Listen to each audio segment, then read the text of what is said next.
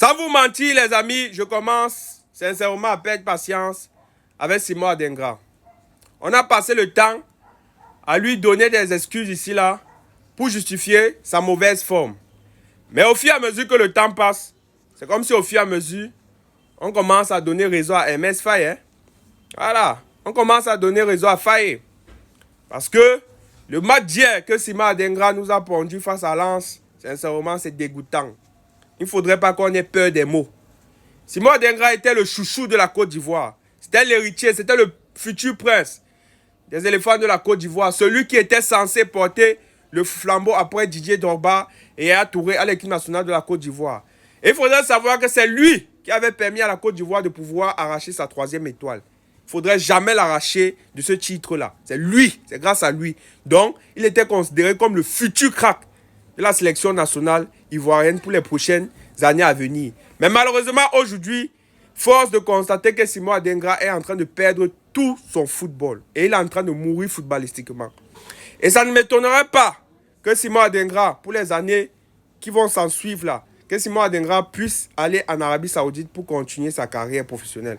Parce qu'à l'heure actuelle, tout est en train de nous montrer que Simon Adingra n'a plus le niveau pour pouvoir jouer en Europe. Lorsqu'il était à Brighton, on a commencé à charger son entraîneur. Parce que son entraîneur ne lui faisait pas jouer. On s'est mis en tasse sur son entraîneur pour commencer à l'insulter. Ensuite, il a été acheté du côté de Sunderland.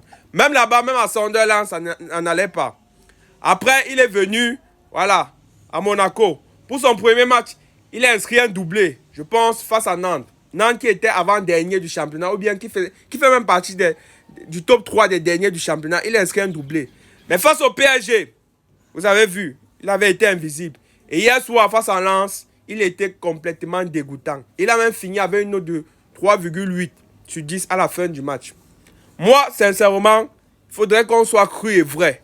Simon Adingra, s'il continue comme ça, de 1, il n'ira pas à la Coupe du Monde.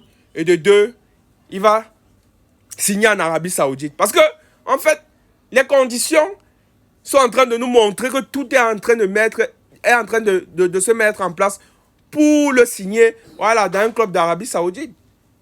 Parce qu'au début, on chargeait ses entraîneurs, mais on se rend compte que Simon Adingra n'arrive plus à jouer.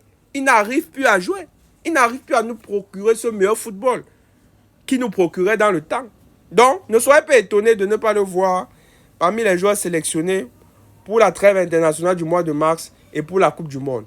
Et pour finir, à tous ceux-là qui viennent d'arriver sur la chaîne YouTube, n'oubliez pas de vous abonner massivement à cette chaîne YouTube pour ne rien rater des prochaines actualités footballistiques.